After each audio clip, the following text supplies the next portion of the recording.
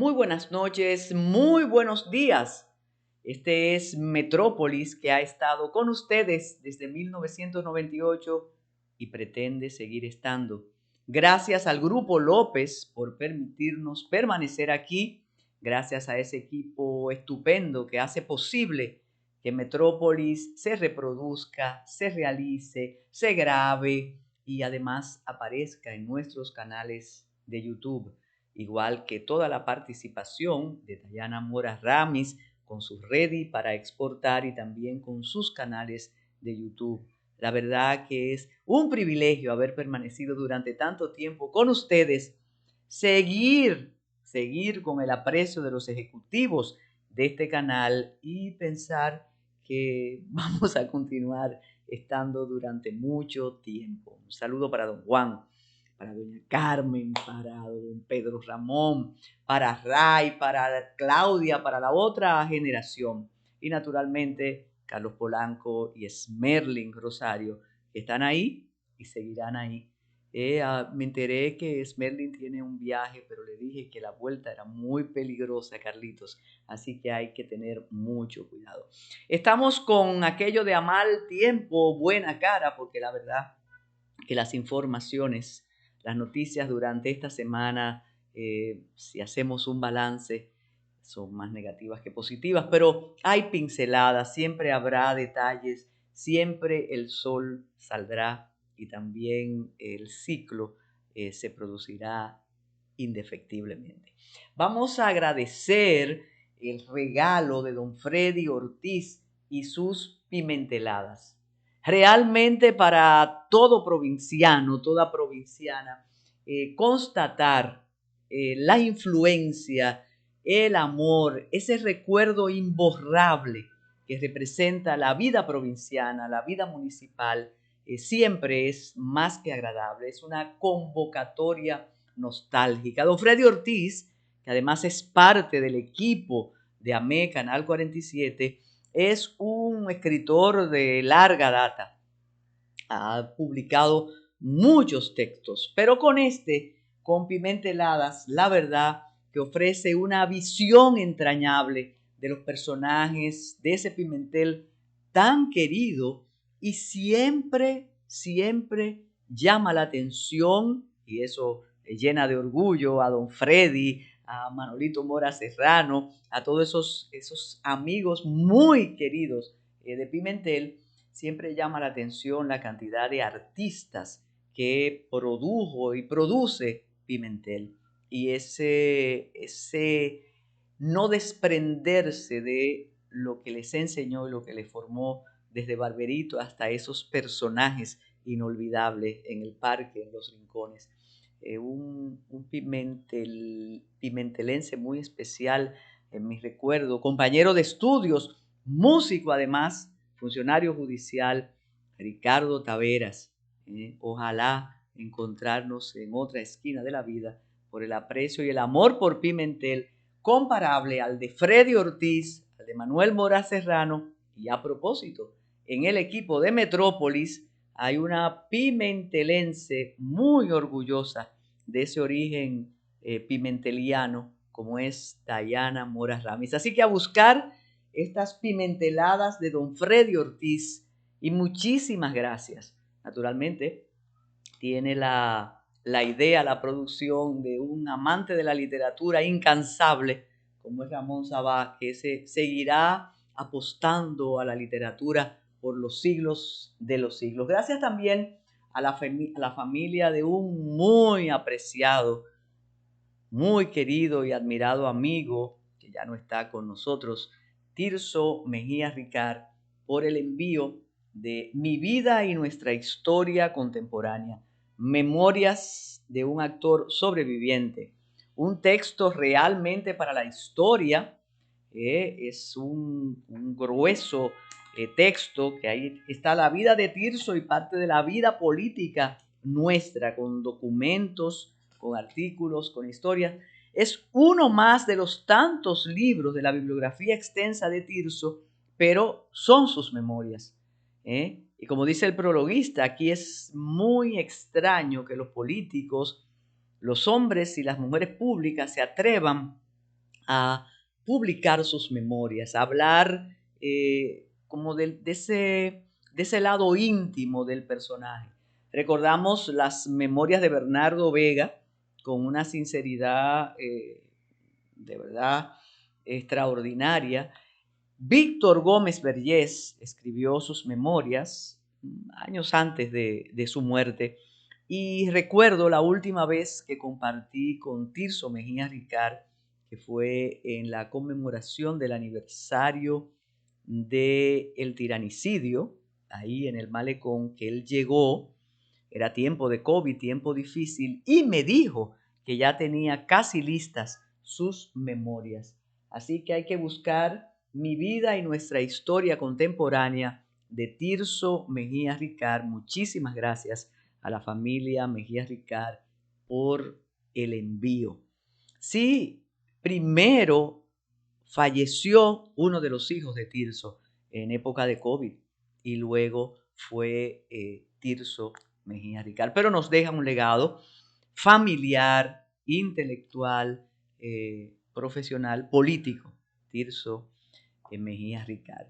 Como comentábamos, es una semana con noticias terribles, con noticias violentas, desde lo que no se compensó con la muerte de los mellizos, que supuestamente fueron los perpetradores del disparo que se llevó la vida de la niña Carla, ¿recuerdan?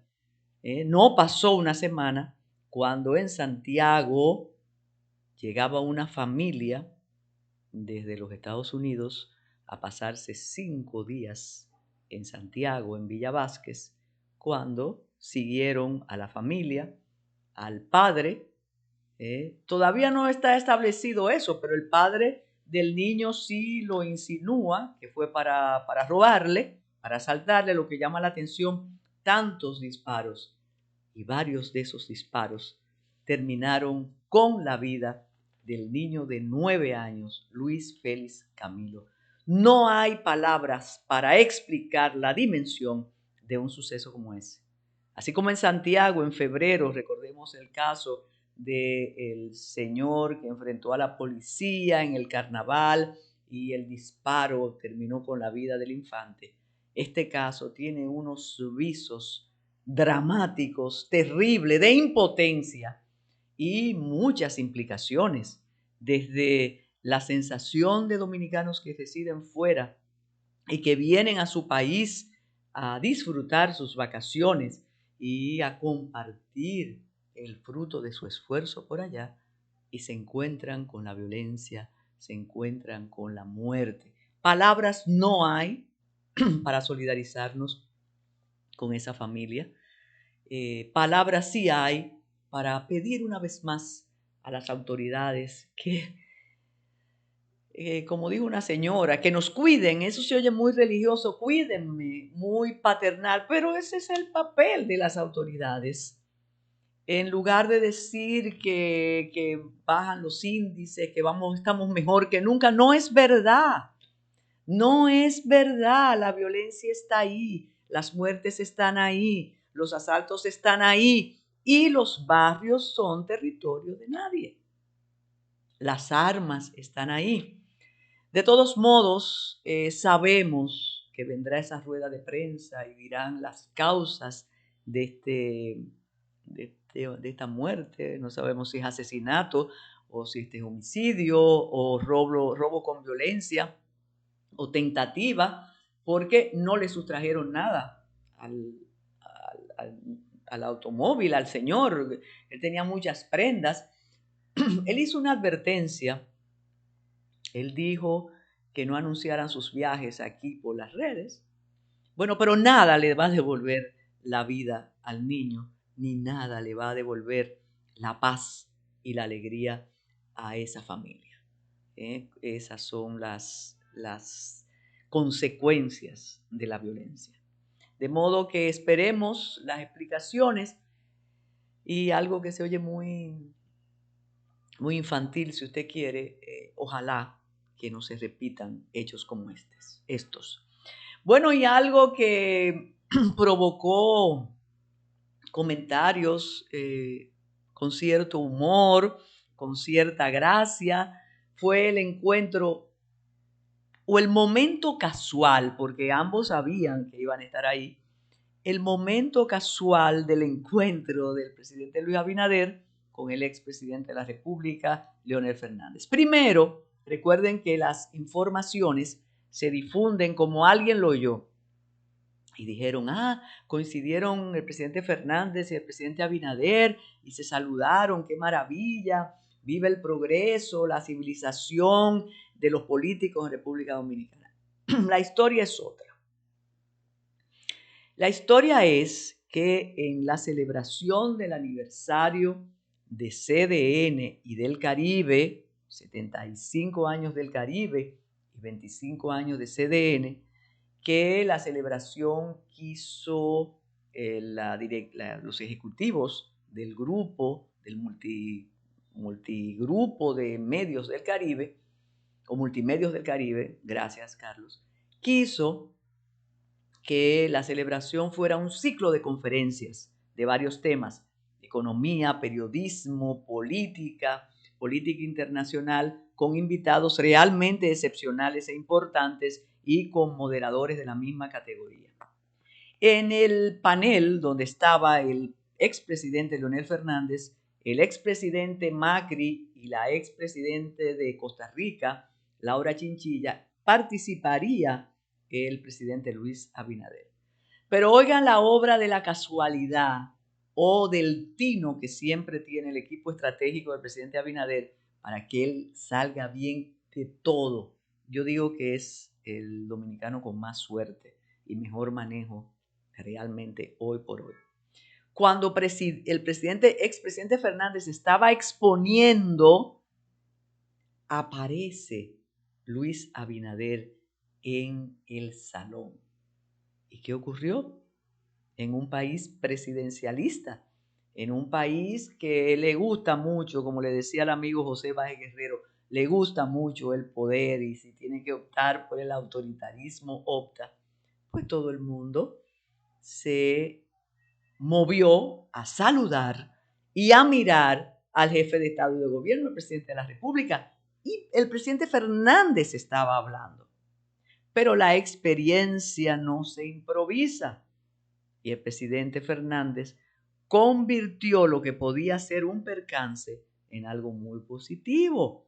Y le dijo a sus compañeros de panel: esto solo ocurre en la República Dominicana, que un expresidente presente al presidente y que el líder de oposición, él se considera el líder de oposición, presente al presidente, y fin del momento. Pero ustedes comprenderán la cantidad de comentarios, de memes, de burlas que hubo después de eso. Sonrientes, felices, y lo que uno podría preguntarse: ¿y por qué pelean las bases si los líderes son tan amiguitos y se llevan tan bien? Pero si fuera de manera diferente, no existiera la política en la República Dominicana, no existieran los debates ni las malquerencias por asuntos partidistas que son parte del día a día en la República Dominicana. Así como se pelea por los equipos, se pelea por, ya no tanto por los partidos, sino por el grupo, el que se fue, el que se queda, el que está atrancado y el que piensa que nunca lo van a encerrar. Vamos a hacer una pausa para venir con el drama en el Hospital Infantil San Lorenzo de los Minas. Ese es el segundo tema de hoy en Metrópolis.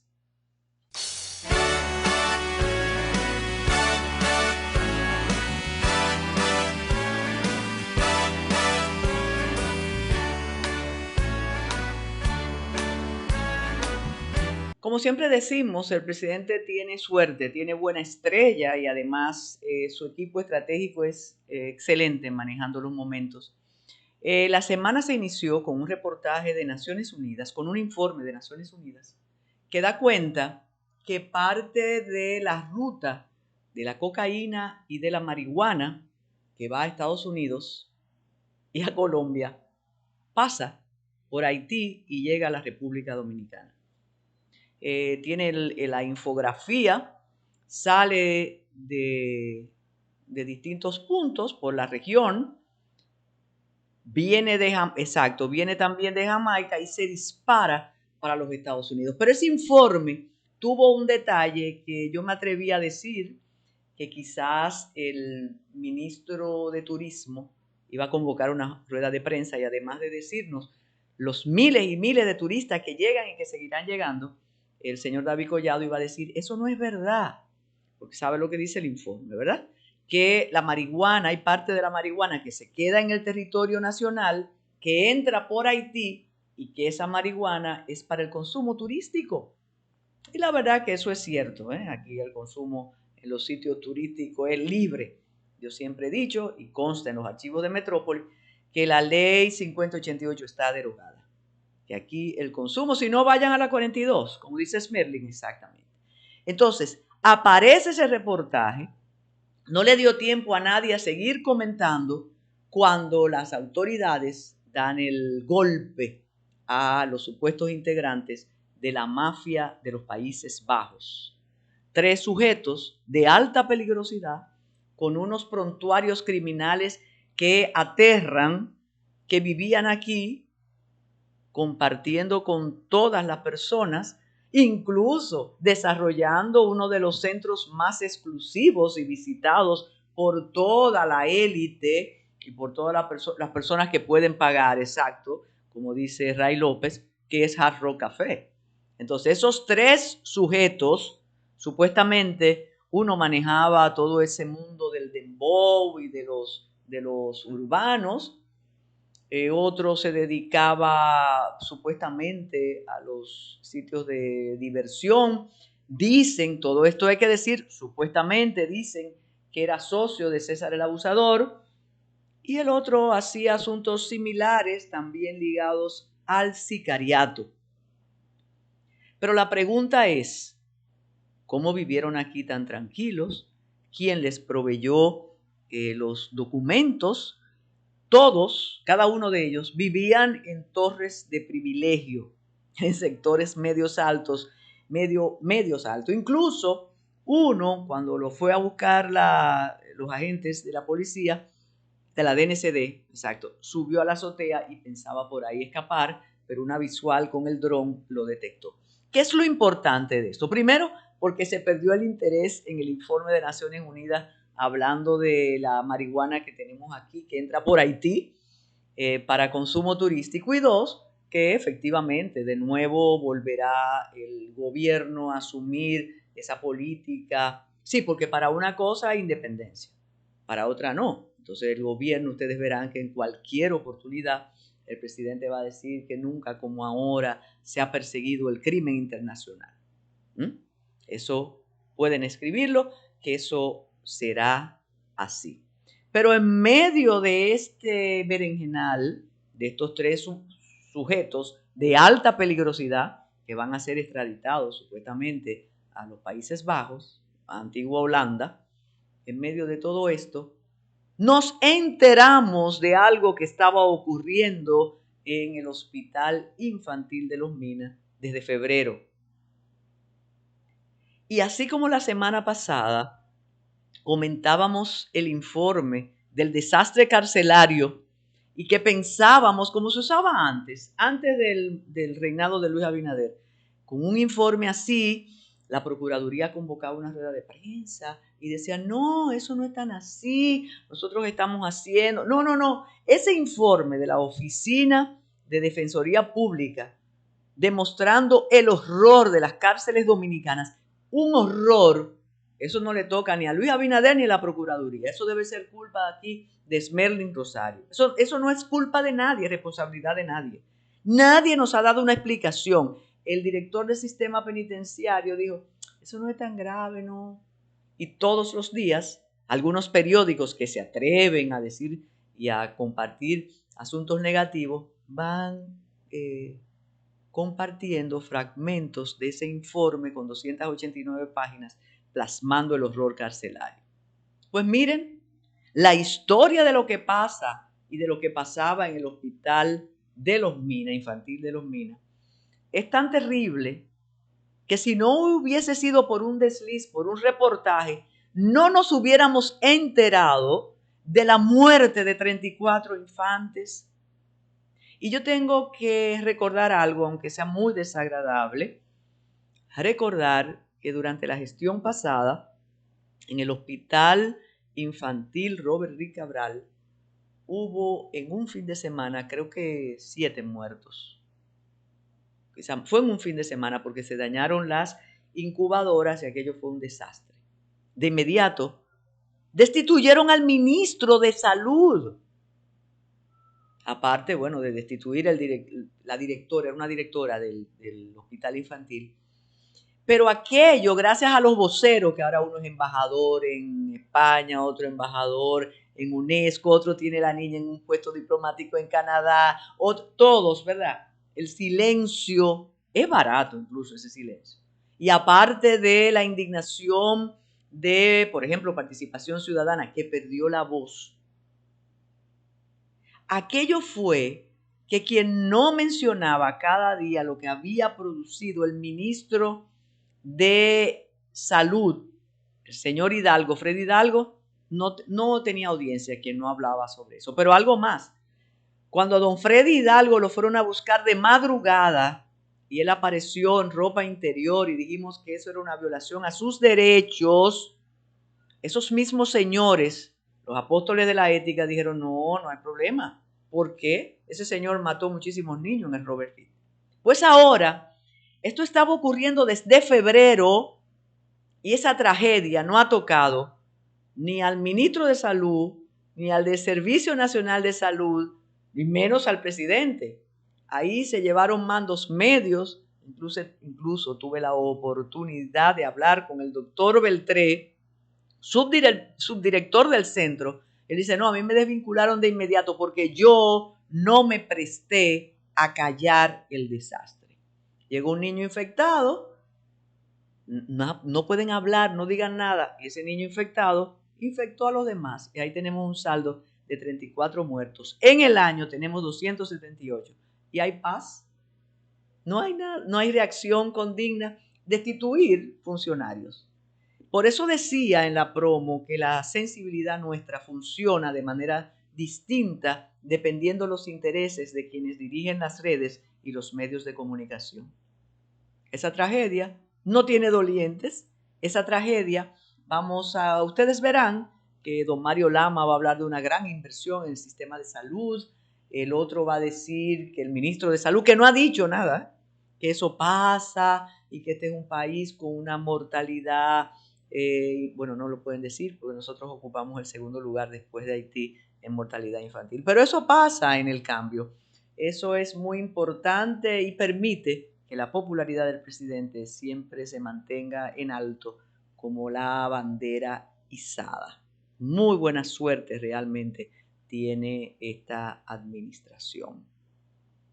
Vamos a hacer otra pausa para recordar la guerra de abril 1965, a compartir fragmentos de un documental realizado por el Archivo General de la Nación. Eso después de la pausa.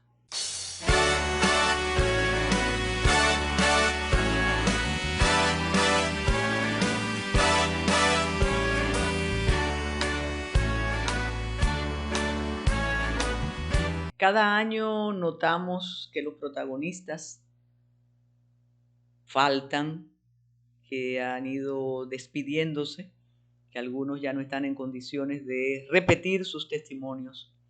Para eso están los documentos, para eso están los textos. Aquí en Metrópolis, durante todo el tiempo que tenemos en el aire, cada aniversario de acontecimientos políticos contemporáneos, hemos tratado de recordarlos, de buscar protagonistas, de buscar los documentales correspondientes. Durante un tiempo, Sagrada Bujosa, en Memorias para la Historia, se encargó de presentar con la voz y la vivencia de los propios participantes, episodios gloriosos de la Guerra de Abril. Nosotros no podemos dejar de recordar la fecha, sobre todo porque percibimos que cada vez menos interesa ese asunto, aunque quien quiera saber tiene cómo saber, porque hay acopio de bibliografía, de testimonios, y ahí está, solo es el interés. Por eso hemos escogido fragmentos de un documental realizado por el Archivo General de la Nación para recordar aquello que comenzó un 24 de abril de 1965. Y como dice el comandante Manuel Ramón Montes Arache, no estábamos jugando a la guerra, estábamos haciendo la guerra. Gracias al Archivo General de la Nación por ese trabajo para que no se olvide. El 26 de abril del 1965 vi por primera vez la guerra y en menos de 2 horas había no menos de 300 o 400 hombres muertos que esos no se levantaron nunca.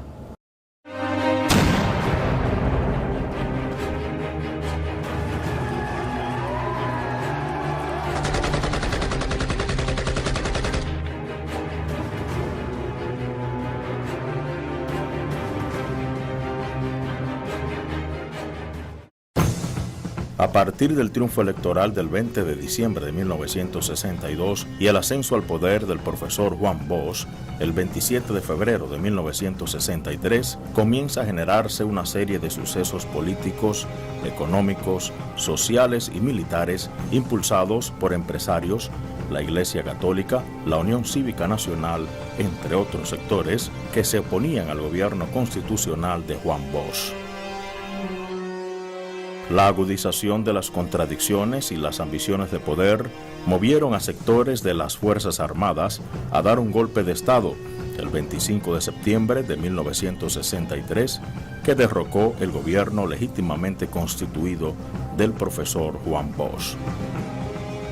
El gobierno de Bosch, quien había gobernado democráticamente por 7 meses, fue sustituido por un régimen de facto, el triunvirato. Esto generó una crisis política y un rechazo de varios sectores de la población, que levantó la consigna vuelta a la constitucionalidad sin elecciones. En el momento de la revolución yo estoy seguro de que el 60 o el 70% de todas las guarniciones militares estaban de acuerdo con la vuelta a la constitucionalidad. Parece que el trabajo que habían hecho estos oficiales había surtido mucho efecto y quizás en el ánimo de la oficialidad y no solamente de la oficialidad, sino del personal militar, existía la creencia que la vuelta a la constitucionalidad era lo mejor que podía pasar.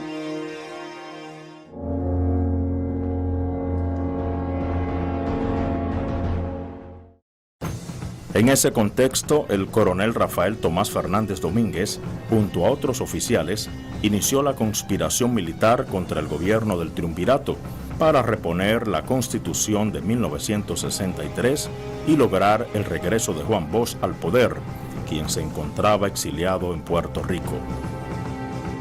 El teniente Randolfo Núñez Vargas, que estaba en el Palacio Nacional, y ya habíamos hecho un plan para el apresamiento de los oficiales que estuvieran ahí en la Secretaría de las Fuerzas Armadas y de los 2 triunviros que habían.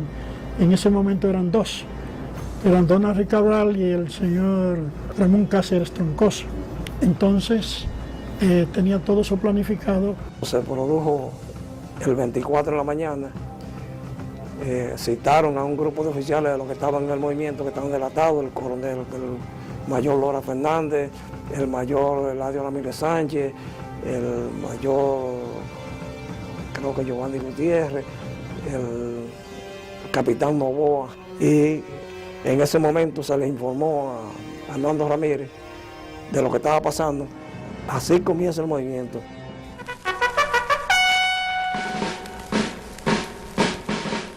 El capitán Mario Peña Tavera se comunicó con el doctor José Francisco Peña Gómez al programa Tribuna Democrática de Radio Comercial, alrededor de la 1:30 de la tarde, quien difundió el inicio de la revuelta militar. Las masas populares se lanzaban a las calles en apoyo al movimiento constitucionalista que clamaba retorno a la constitucionalidad y regreso de Bosch sin elecciones.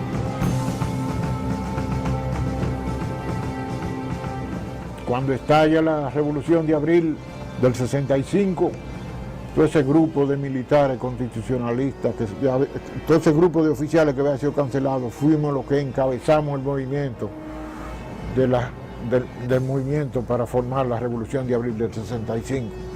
La Chapeldía, Quiro Pérez, Sanción Silverio, ese grupo de oficiales fuimos los que encabezamos las reuniones, comenzamos a fomentar y hablar con todos los compañeros para que se volviera a restablecer la constitucionalidad.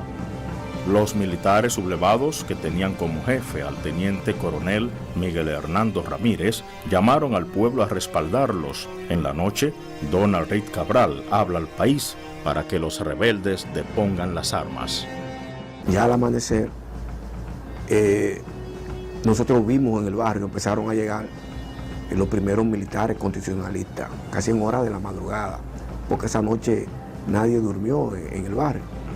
Por eso, cuando en la tarde del 25 empezaron los bombardeos de los aviones al palacio, en esa área de nosotros era que los aviones empezaban a bajar en picada. Los partidos políticos, asociaciones de profesionales, sindicatos, gremios, artistas, hombres y mujeres procedentes de barrios y provincias del país se comenzaron a organizar en lo que más tarde se llamarían comandos.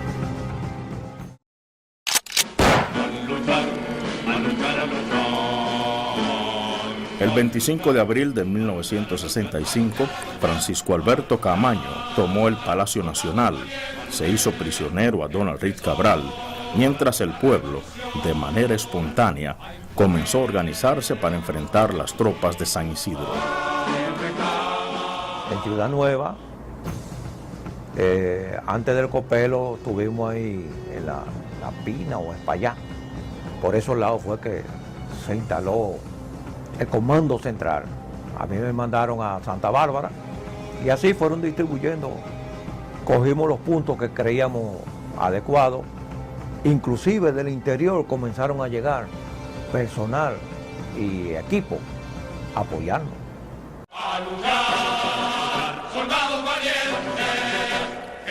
Teníamos contacto con todo el comando del MPD, sobre todo, y del PCP. El B3, el de Pichimella, estaban los obreros de Poasi, el comando de la unidad de móvil y el comando de abastecimiento que estaba ahí en la Padre Villini, casi aquí en la Independencia. Y estaba el comando de inteligencia, que lo dirigía el compañero Evelio Hernández.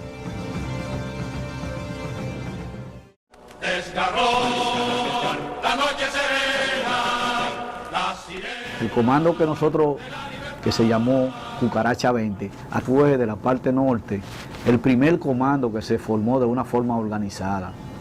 Hasta la idea y la concepción de la formación de los comandos fue ideada perfectamente. No sé de quién fue la idea, pero yo sé que el comando de nosotros estaba con funciones muy bien delimitadas. Uno que se encargaban del aspecto militar propiamente, y otros del aspecto de inteligencia, y otro del aspecto superior. Es decir, teníamos tres estamentos dentro del comando. Yo comencé a dormir en una azotea solo, entonces otro muchacho, Manuel Arias, de Achatarro, me comenzó a acompañar. Y de ahí se fueron incorporando muchos muchachos de San Carlos. Y así dejamos constituido el comando, que eran de militantes, cuadros, militantes y simpatizantes, en su gran mayoría del 14 de junio, y del MPD, el Movimiento Popular Dominicano. Por eso teníamos una dirección conjunta. Yo representaba la parte militar del 14 de junio y Chetarro, Manuel Arias, la del MPD.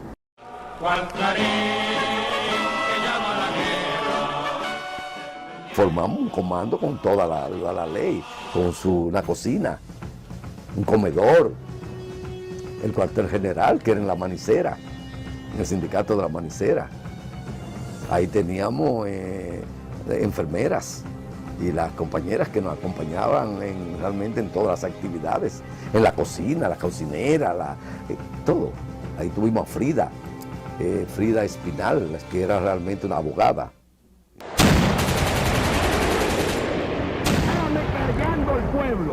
En la mañana del 26 de abril, aviones de la Fuerza Aérea Dominicana bombardearon el Palacio Nacional. Ese día ocurrió un viraje a favor del grupo de Wessing y del CEFA, principal sostén del triunvirato. La Marina de Guerra, que hasta ese momento se mantenía a la expectativa, se inclinó a favor de San Isidro. Ya estábamos haciendo la guerra, no jugando a la guerra. Horrible el espectáculo, tremendo, pero puedo decir que he visto la guerra de frente ya. A primeras luces del 27, las tropas de San Isidro iniciaron su ataque con metralla, bombardeos de aviones y barcos. Los barrios de Borojol y del Mejoramiento Social constituían la línea del frente. Uno de los comandos que mayor servicio prestó a la Revolución de Abril, el comando haitiano, eran toditos exmilitares con un grado de preparación muy bueno, sobre todo en armamento. Todas las carabinas y todos los fusiles que se nos averiaban ahí en el Parque Independencia, ese comando haitiano era que se encargaba de repararlo. Que una 70, que una 50 se le falló y se le rompió una aguja la uña de tracción de los caquillos, ellos lo hacían. Y cualquier pieza de esa metedora, ese comando prestó un servicio invaluable a la revolución. Los constitucionalistas, al mando del mayor Juan María Lora Fernández, toman el control de la fortaleza Osama. Cayeron varios policías y centenares fueron apresados. En esta operación se ocupó un arsenal de armas de los leales a San Isidro. Bueno, el combate a la fortaleza Osama fue muy sencillo. Comenzó en la mañana. Los tanques que habían en el pueblo se pararon y comenzaron a tirar. Yo me acuerdo que había un tanque en la calle Padre Villini, esquina a La Dama, que ese fue el que abrió el boquete de ahí por donde nosotros entramos. Abrió el boquete y yo no sé si había otro, yo sí sé que pertenecía a ese lado. En ese lado fue que yo participé y por ahí entramos nosotros a la fortaleza Osama.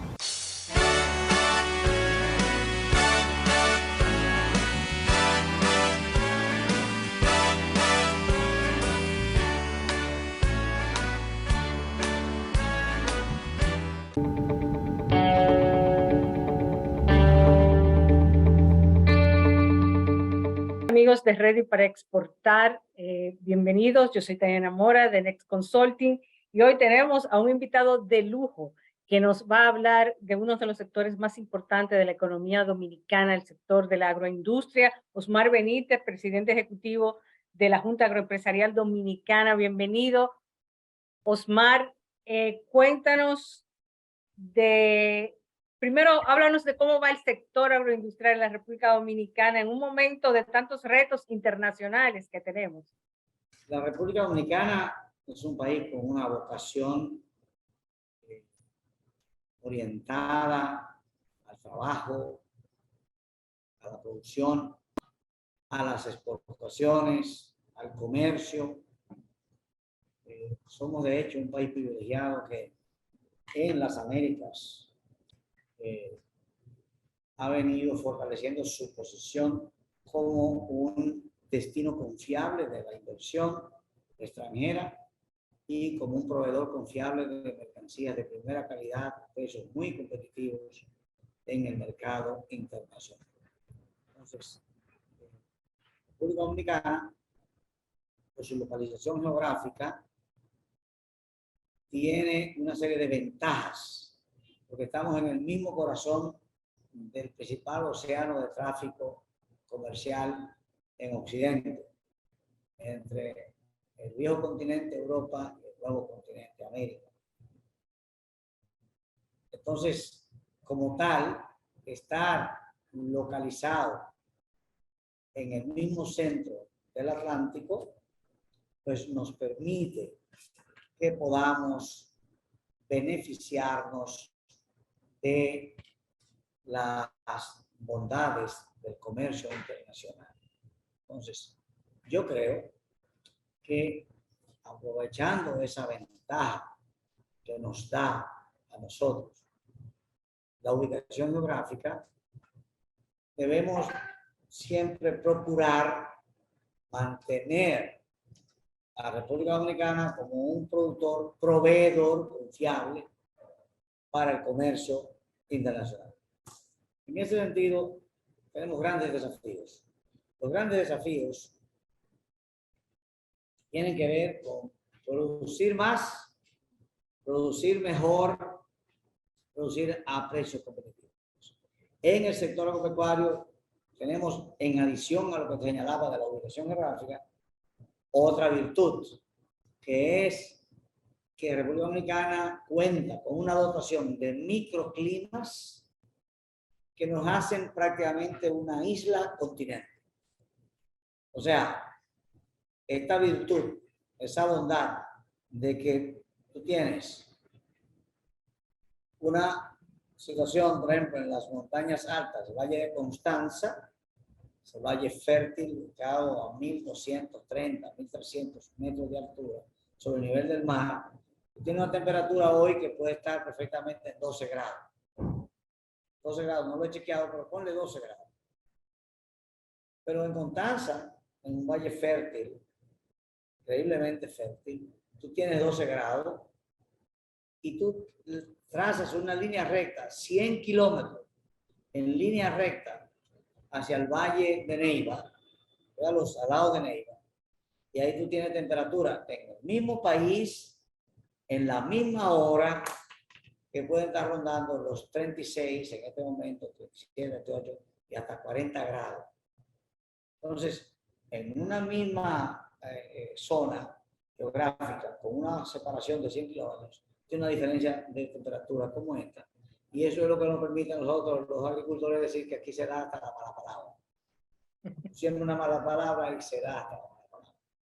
Entonces, esa dotación de microclimas, valles intramontanos, llanuras, como la llanura oriental, la llanura del Ciudad Central, la llanura del sur, suroeste, la llanura del sur, planicie de Sureña, Oviedo, Sansón, la llanura oriental, que comienza aquí mismo en Santo Domingo y termina prácticamente en Terceiro, Mayor.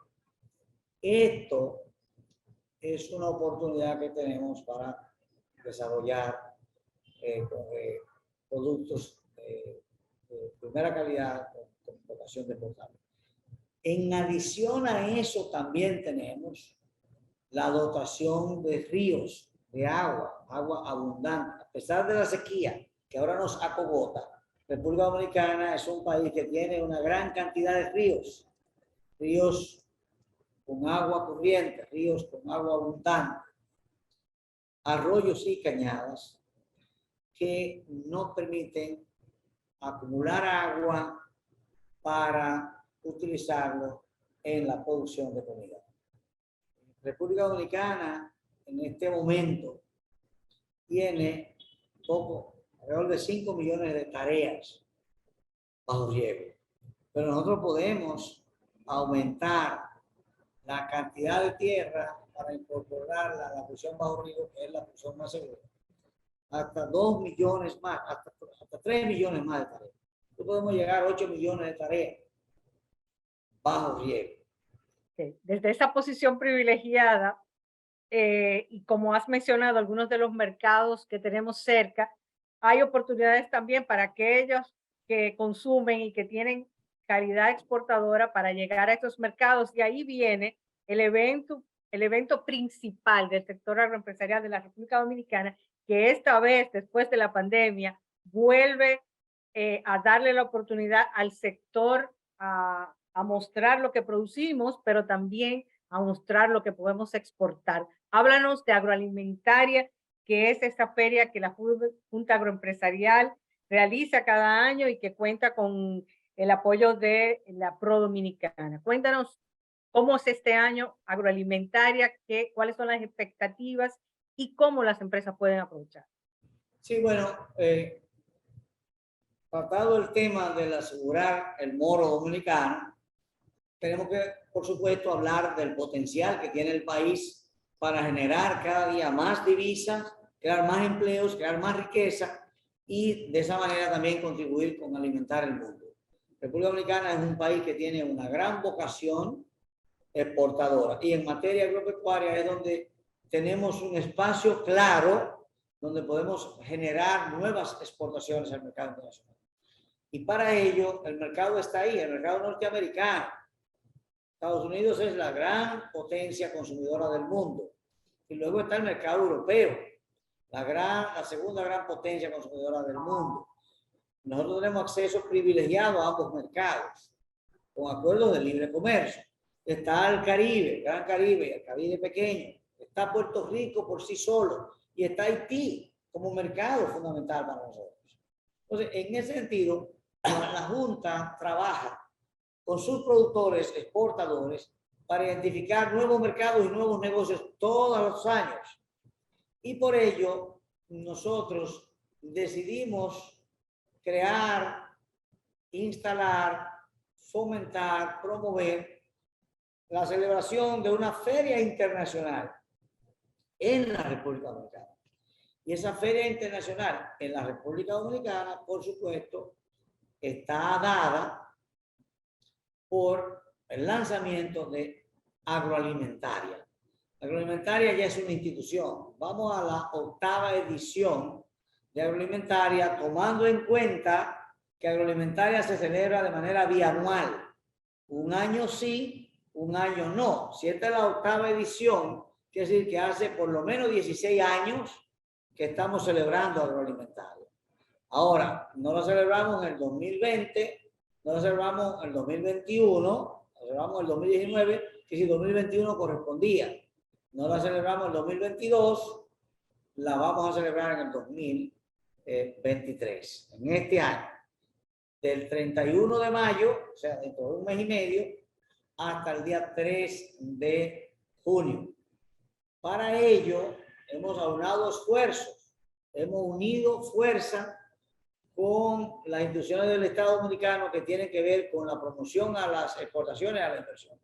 Fundamentalmente con el CIRD, cuyo nombre ahora de promoción es Pro Dominicana, ¿verdad? Es la institución coorganizadora de Agroalimentaria. Trabajamos con el CIRD en la región de Pro Dominicana. Pero tenemos además el respaldo de la Cancillería, que con su cuerpo diplomático y consular es un promotor natural de invitados, compradores a que participen en Agroalimentaria. Tenemos al Ministerio de Agricultura, que por su esencia y su condición y su fundación, tiene la obligación de trabajar con los agricultores que tienen vocación de exportación. Pero además tenemos al Ministerio de Industria y Comercio, que promueve y trabaja con agroindustrias, agroindustrias grandes, agroindustrias medianas y agroindustrias pymes, que también tienen esa vocación de exportación. Y en adición a ello, toda una miríada de instituciones del sector agropecuario, como es el Instituto de Investigación Agropecuaria y Forestal, como es el INTABACO, como es